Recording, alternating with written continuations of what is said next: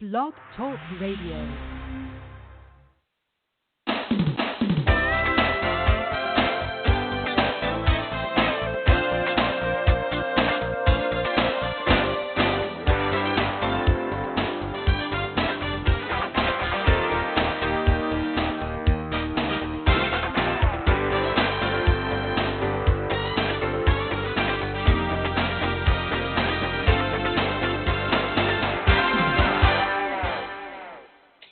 I'm your host, Kavita Shinsky. You're listening to Live Without Limits, and we're coming to you from the Blog Talk Radio Network.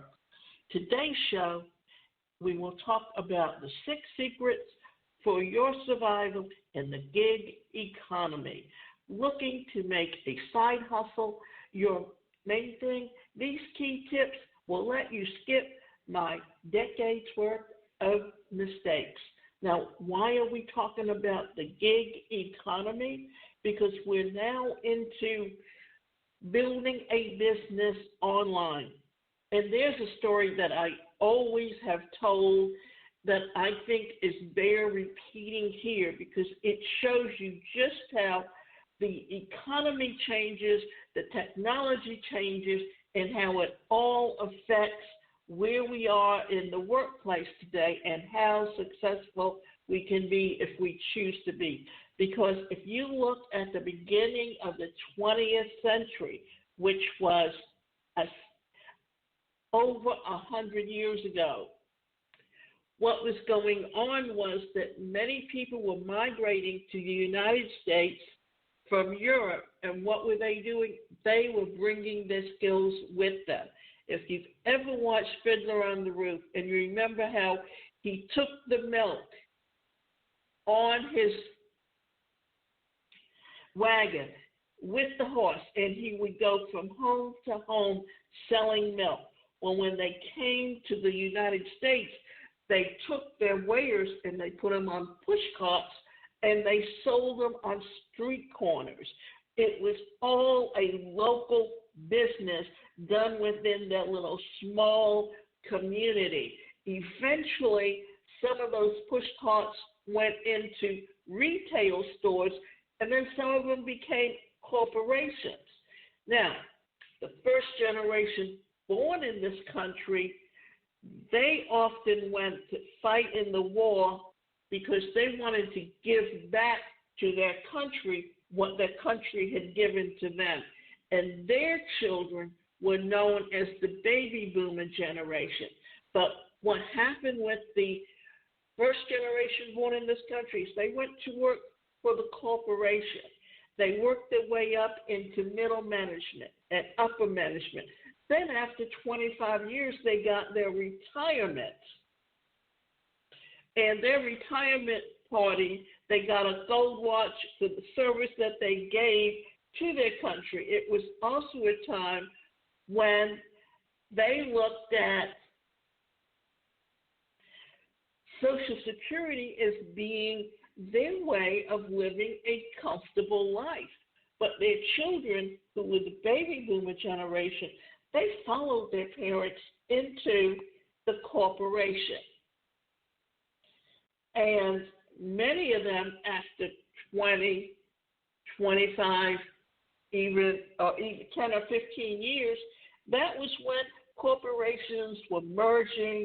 They had 2 to 3 people holding the same job, and they were downsizing.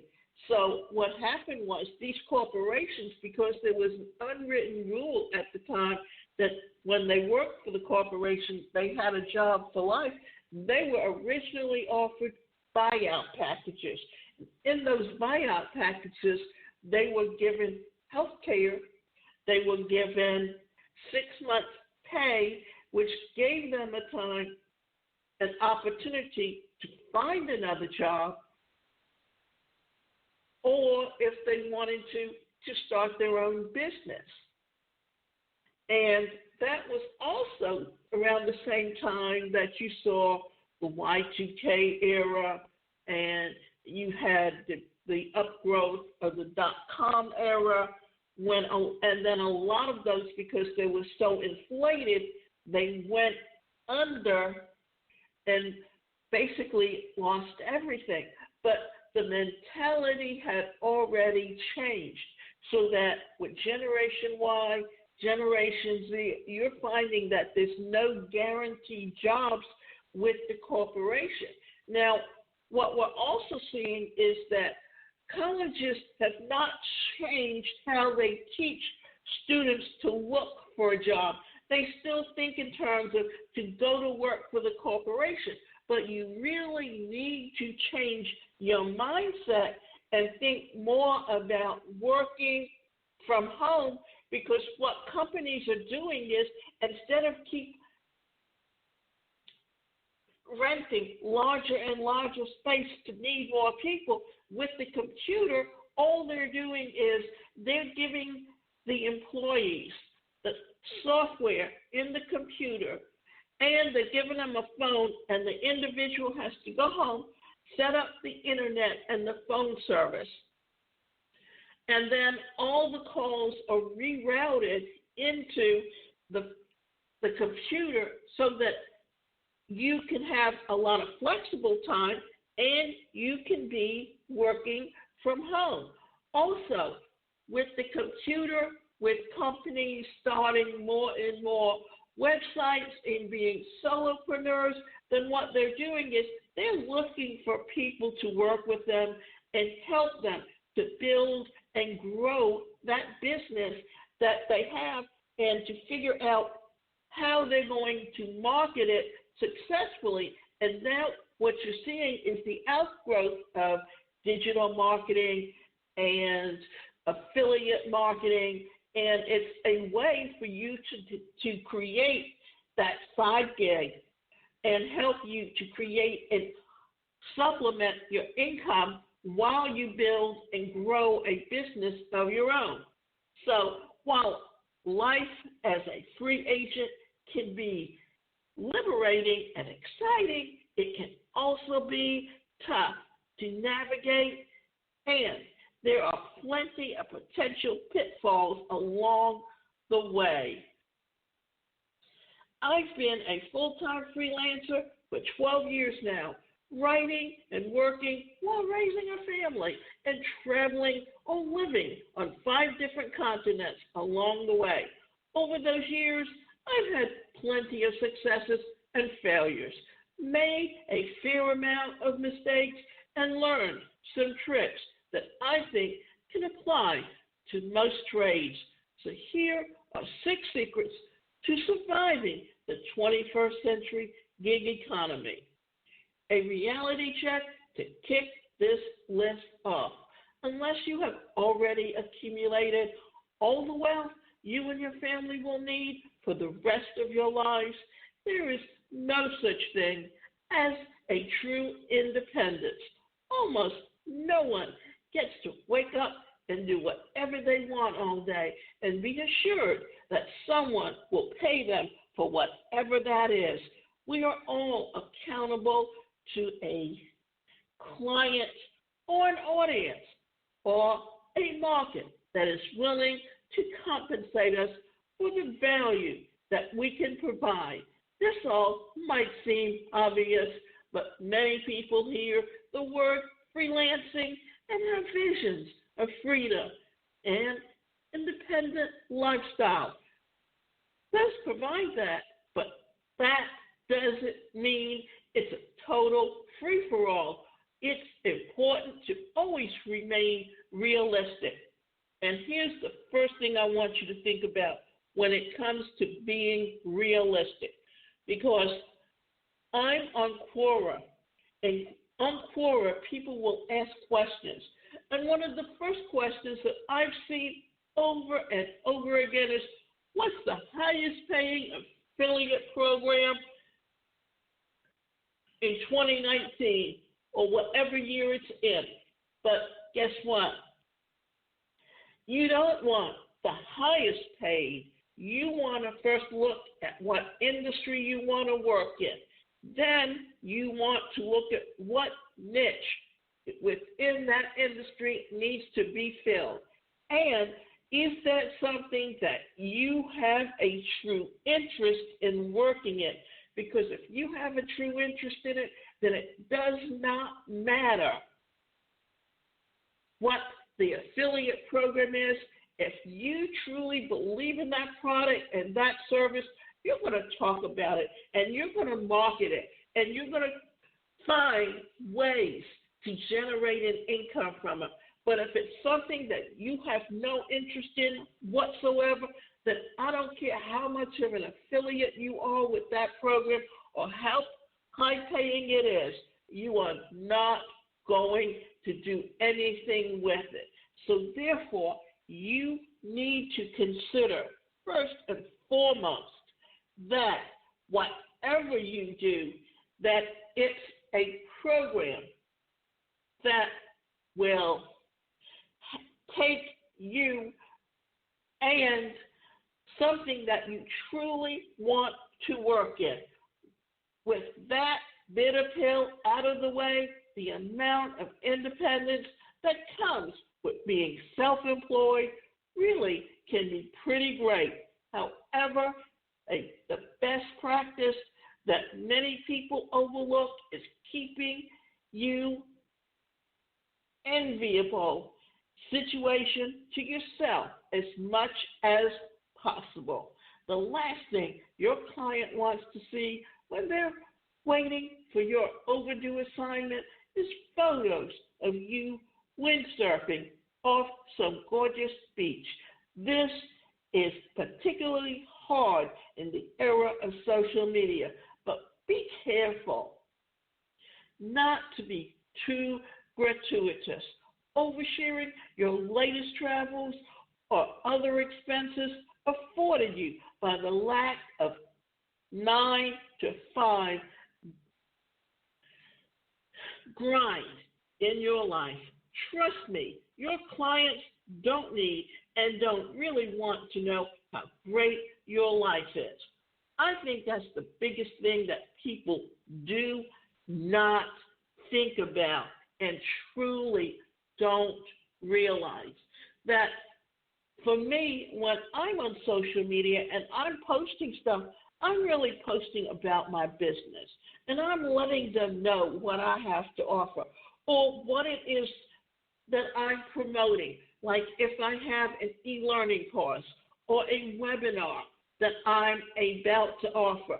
And if I have a webinar that I've already presented, but it's set up as an evergreen where I can promote it and have it set that whenever anyone goes to it, it's got a timer as to when, then all they do is they can go and they can listen to it. And when I set up my webinars, I have ghost members so that what those ghost members are doing is that they're actually asking questions. This way it makes it sound like it's a real live webinar going on, and it gets the people who are watching it interacting with it. Work like you're on vacation. This is something that we should all practice that I've written about at length. In a nutshell, vacation work mode requires minimizing distractions, getting your priorities straight, and compartmentalizing and being ready for anything. Whether you're on vacation or not, if you have an online business, always remember that if you have a website and you have it set up for promotions, if you can have something like an auto post where you can schedule out your post for the whole month on one day, then and it shows up every day, then guess what? They have no idea whether you're working or not because everything is automated.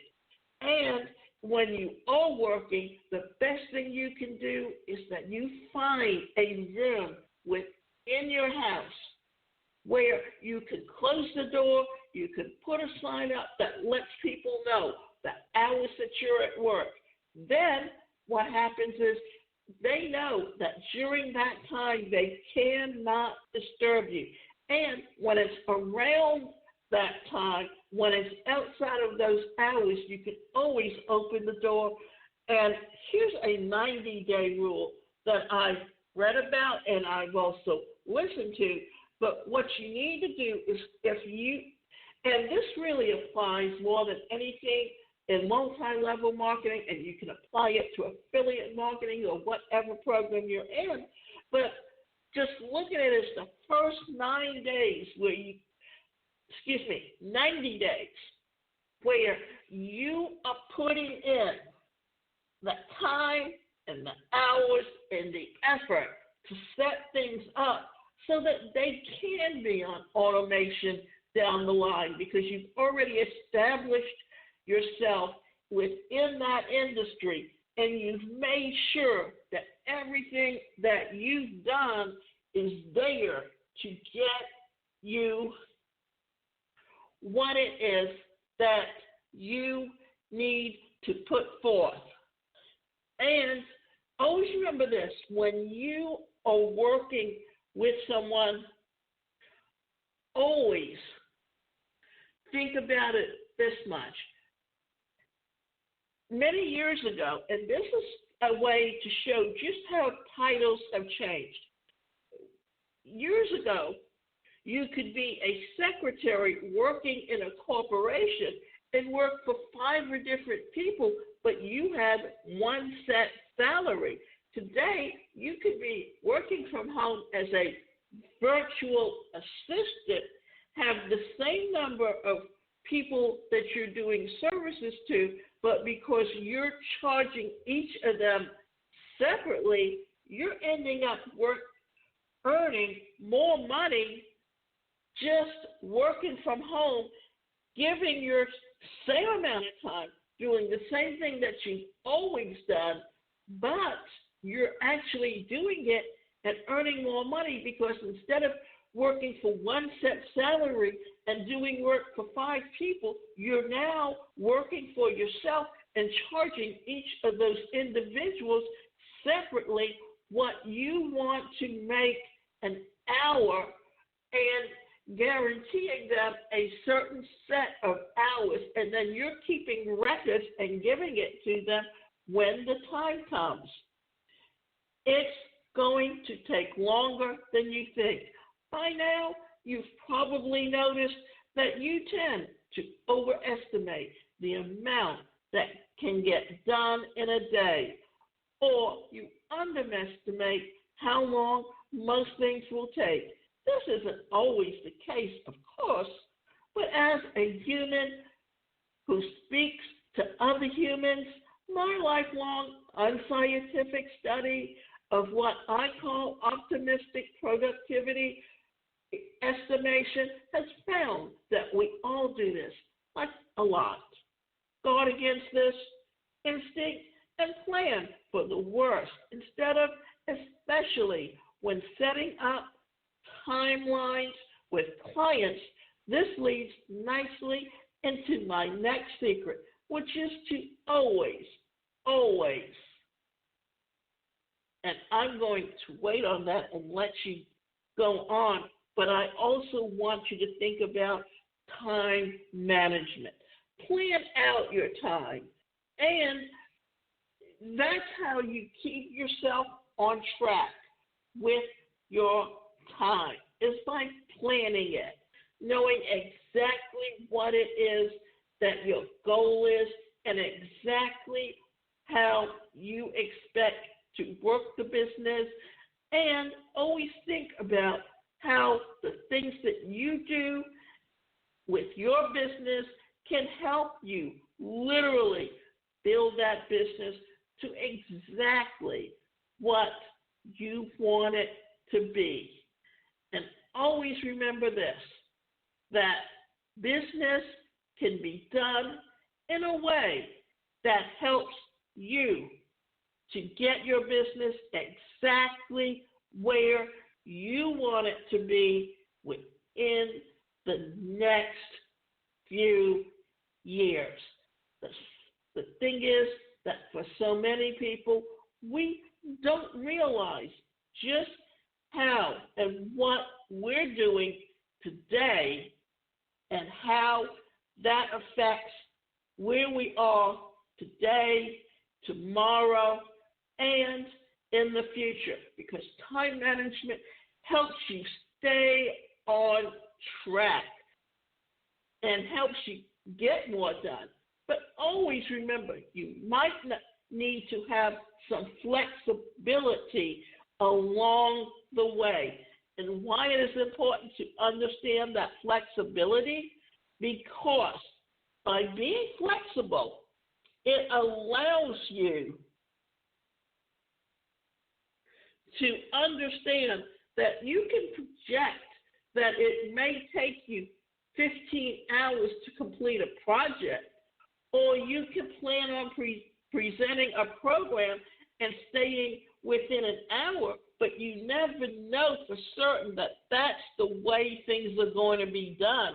But you always want to try to estimate and be flexible to make sure that no matter what happens, you get to achieve and build confidence within your clients that you will give them what they need within the amount of time necessary. Now, let's complete the thought that we were going to, that what you need to do when you think that things are going longer than expected is to always underpromise and overdeliver. And what does that mean? That means that it's a business cliche, but it's doubly important for independence because it will allow you to achieve another important secret in gigging success. Namely, what does that mean? When you promise or you underpromise and overdeliver, then what you're showing your clients is that you're giving them more value for their money. And when you literally give them more value for their money, then guess what you're doing? You're creating a client that is satisfied and a client who will always come back and do business with you in the future.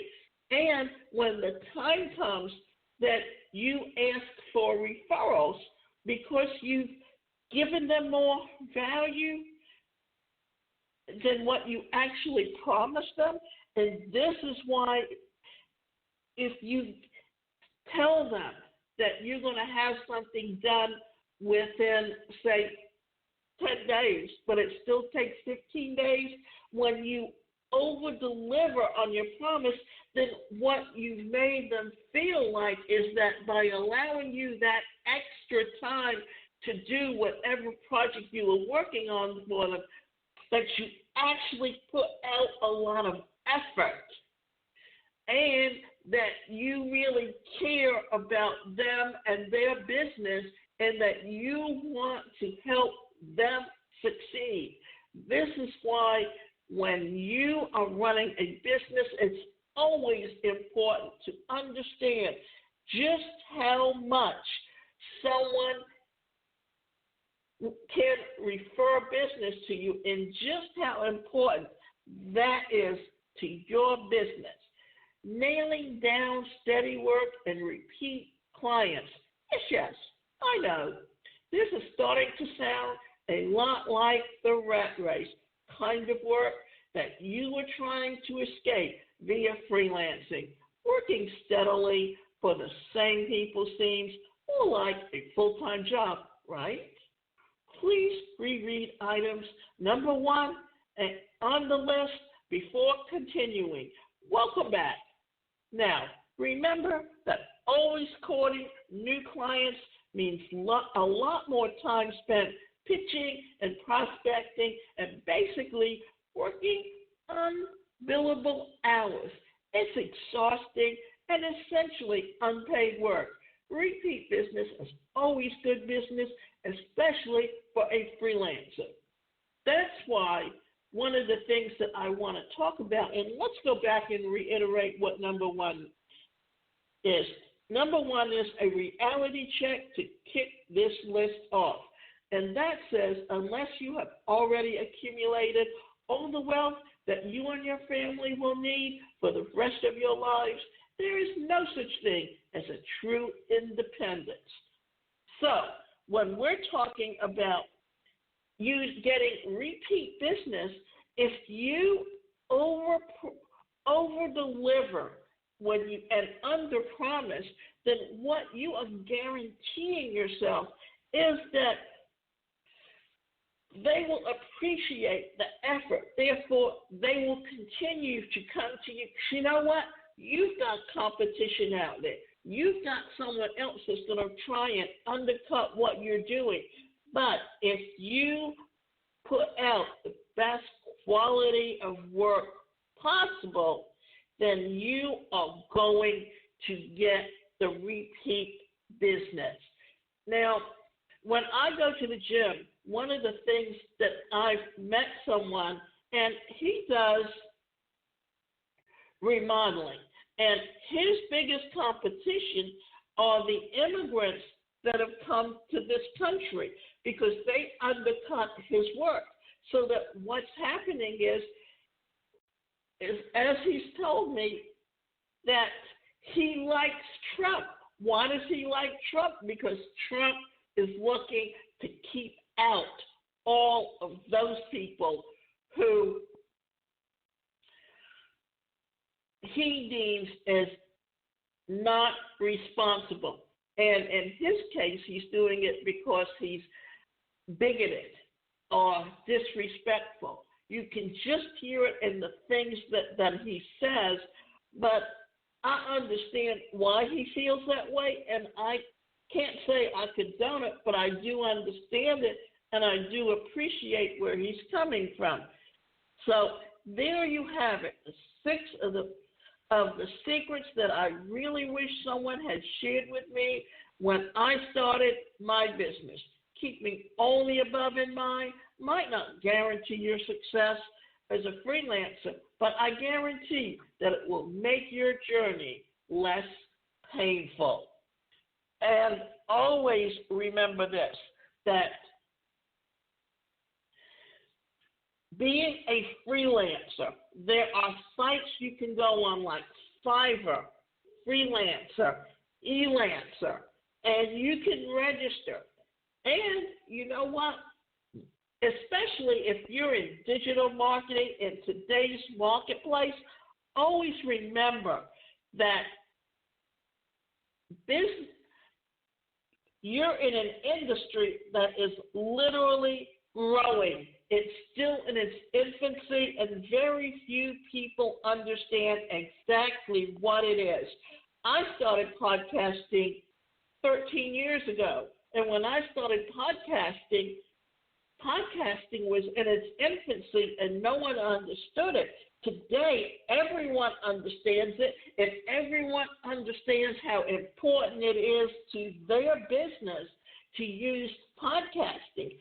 So understand that if you are a digital marketer, you have to, at this point, educate people on what you're doing and how that business won't take away from what they do offline, because you have to create multiple streams of income and multiple sources of getting out the word on what you're doing. Therefore, it's up to you to think about how you as an individual can create the opportunities that you need. And remember, you can go to my website, and that website is the #1 personalcareercoach.com. And you can sign up for either individual or group coaching, or you can take any one of my courses that can teach you how to build an online business